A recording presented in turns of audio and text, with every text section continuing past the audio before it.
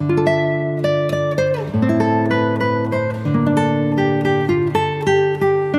Guys, welcome back to my channel. तो guys आज मैं आपके लिए लेके आया हूँ द हेवनली आइडल के एपिसोड 8 की एक्सप्लेनेशन। अगर आपने इससे पहले के एपिसोड नहीं देखे तो आप उन्हें हमारे चैनल पर जाके देख सकते हैं और साथ ही मैं उन वीडियो के लिंक नीचे डिस्क्रिप्शन में भी दे दूंगा, तो आप उन्हें भी चेकआउट कर सकते हैं। और मैं आपको रैंडम सीन हटाकर मेन स्टोरी के हिसाब से एक्सप्लेन करूंगा।